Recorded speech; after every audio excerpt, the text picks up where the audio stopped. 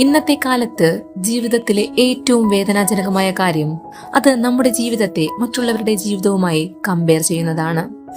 നമ്മൾ എപ്പോഴും വിചാരിക്കുന്നത് എന്തുകൊണ്ടാണ് അവർ മാത്രം എപ്പോഴും വിജയിക്കുന്നത്, എന്തുകൊണ്ടാണ് നമ്മൾ എപ്പോഴും തോറ്റുപോകുന്നത് എന്നാണ്. എന്നാൽ ഒരിക്കൽ പോലും നമ്മൾ ചിന്തിക്കുന്നില്ല അവരുടെ പാതയും നമ്മുടെ പാതയും തികച്ചും വ്യത്യസ്തമാണെന്ന്.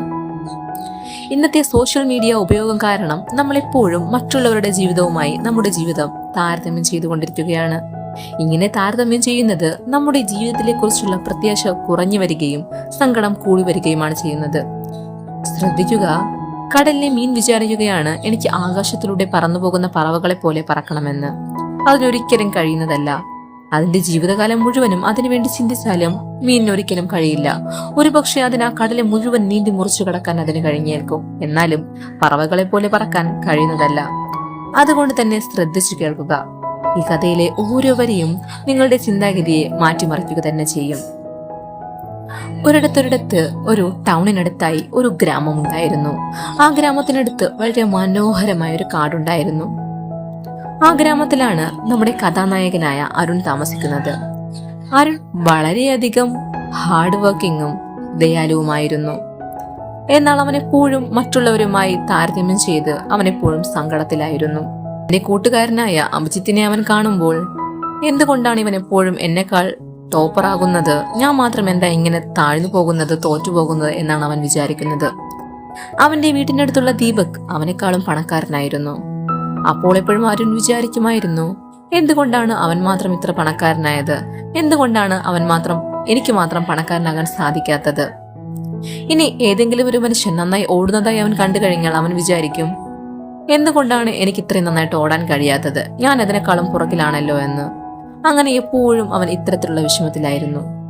അങ്ങനെ ഇരിക്കെയാണ് ഒരു ദിവസം തൊട്ടടുത്ത ഗ്രാമത്തിലെ ഒരു മുത്തച്ഛൻ ഈ ഗ്രാമം സന്ദർശിക്കാനിടയായത്. ആ മുത്തച്ഛനെ എല്ലാവർക്കും വളരെ വലിയ ഇഷ്ടമായിരുന്നു. കാരണം പലപ്പോഴും പലർക്കും നല്ല ഉപദേശങ്ങളും ജീവിതത്തെക്കുറിച്ചുള്ള നല്ല ഉപദേശങ്ങൾ അദ്ദേഹം കൊടുത്തിരുന്നു. അതുകൊണ്ട് തന്നെ അരുണും ആ മുത്തച്ഛനെ കാണാൻ തീരുമാനിച്ചു.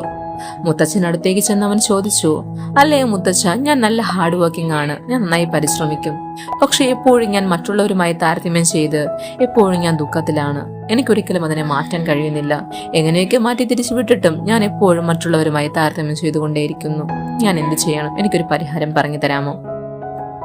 മുത്തച്ഛൻ പുഞ്ചിരിച്ചുകൊണ്ട് പറഞ്ഞു, ശരി, നമുക്ക് നാളെ കണ്ടുമുട്ടാം. ഈ ഗ്രാമത്തിലെ ഏറ്റവും പഴക്കം ചേർന്ന വൃക്ഷത്തിനടുത്ത് നീ വരണം. അരുൺ അതേന്ന് പറഞ്ഞു. പിറ്റേ ദിവസം രാവിലെ അരുൺ ആ ഗ്രാമത്തിലെ ഏറ്റവും പഴക്കം ചെന്ന വൃക്ഷത്തിനടുത്തേക്ക് പോയി. മുത്തച്ഛൻ അവിടെ കാത്തു നിൽപ്പുണ്ടായിരുന്നു. അരുൺ വന്ന ശേഷം മുത്തച്ഛൻ അരുണിനോട് പറഞ്ഞു, നീ ഇവിടെ ചുറ്റുപാടൊന്ന് നന്നായി വീക്ഷിക്കുക. എന്താണ് നിനക്ക് കാണാൻ കഴിയുന്നത്? നന്നായി വീക്ഷിച്ച ശേഷം അരുൺ പറഞ്ഞു, ഇവിടെ കുറെ മരങ്ങൾ എനിക്ക് കാണാൻ സാധിക്കുന്നുണ്ട്. ചിലത് വലുതാണ്, ചിലത് ചെറുതാണ്, ചിലത് കായ്ഫലങ്ങൾ തരുന്നതാണ്, ചിലത് ഒട്ടും പ്രയോജനമില്ലാത്തതാണ്. ശരിയെന്ന് മുത്തച്ഛൻ പറഞ്ഞു. ശേഷം പറഞ്ഞു, നിനക്ക് ഈ പ്രകൃതിയിൽ നിന്ന് എന്താണ് ലഭിക്കുന്നത്?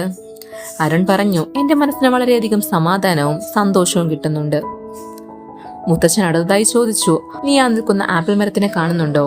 ആ നിൽക്കുന്ന ആപ്പിൾ മരം ഒരിക്കലും ആ തെങ്ങിനെ പോലെയാകാൻ ആഗ്രഹിക്കുന്നില്ല. അതുപോലെ തന്നെ ആ തെങ്ങും ഒരിക്കലും ആപ്പിൾ മരത്തിനെ പോലെയാകാൻ ഒരിക്കലും ആഗ്രഹിക്കുന്നില്ല. അവർ എപ്പോഴും അവരുടെ കാര്യങ്ങൾ മാത്രം ഫോക്കസ് ചെയ്യുന്നു. ഈ പ്രകൃതിയിലെ ഓരോ വൃക്ഷങ്ങൾക്കും ഓരോരോ ധർമ്മമാണുള്ളത്. അതുകൊണ്ട് തന്നെ ആ ധർമ്മത്തിനനുസരിച്ച് അവ പ്രവർത്തിക്കുന്നു എന്ന് പറഞ്ഞുകൊണ്ട് മുത്തച്ഛൻ അരുണിനെ വിളിച്ച് തൊട്ടടുത്ത പുഴക്കരയിലേക്ക് പോയി. എന്നിട്ട് പറഞ്ഞു, ആ കിടക്കുന്ന മീനിനെ നീ കാണുന്നുണ്ടല്ലോ, ആ മീൻ ഒരിക്കൽ ചിന്തിക്കുകയാണ് എനിക്ക് ആകാശത്ത് പറക്കുന്ന പറവകളെ പോലെ പറക്കണമെന്ന്. അതിന് കഴിയുമോ? അരുൺ പറഞ്ഞു, തീർച്ചയായും ഇല്ല. കാരണം അവയെ സൃഷ്ടിച്ചിട്ടുള്ളത് നീന്താനാണ്, അല്ലാതെ പറക്കാനല്ല. മുത്തച്ഛൻ പറഞ്ഞു, അതാണ് വേണ്ടത്. ഓരോരുത്തർക്കും ഈ പ്രകൃതിയിലെ ഓരോ പക്ഷിയായാലും മൃഗങ്ങളായാലും മനുഷ്യരായാലും ഓരോരുത്തരും വ്യത്യസ്തരാണ്. അവരോരോരുത്തർക്കും ഓരോരോ ധർമ്മമാണുള്ളത്. അതുകൊണ്ട് തന്നെ തന്റെ കഴിവുകൾ കണ്ടെത്താൻ ശ്രമിക്കണം. എന്നിട്ട് അതിൽ തന്റെ 100% നൽകണം. എങ്കിൽ മാത്രമേ നമുക്ക് വിജയിക്കാൻ സാധിക്കുകയുള്ളൂ.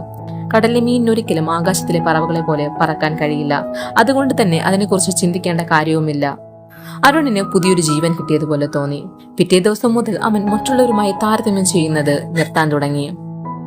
അതുകൊണ്ട് തന്നെ വർഷങ്ങൾക്ക് ശേഷം അവൻ നല്ലൊരു ബിസിനസ്മാനായി മാറി. അവനിപ്പോൾ നല്ലൊരു പണക്കാരനായി മാറി. ഗ്രാമത്തിലെ എല്ലാവർക്കും പ്രചോദനമാകുന്ന രീതിയിൽ നല്ലൊരു മനുഷ്യനായി അവൻ മാറിക്കഴിഞ്ഞിരിക്കുന്നു. അങ്ങനെയിരിക്കെ 5-6 കുട്ടികൾ അരുണിനടുത്തേക്ക് വന്നിട്ട് ചോദിച്ചു, അല്ലയോ സർ, ജീവിതത്തിൽ എങ്ങനെയാണ് താങ്കൾ ഇത്രയും ഉന്നതിയിലെത്തിയത്? ഞങ്ങൾക്ക് നല്ലൊരു ഉപദേശം നൽകാമോ എന്ന്.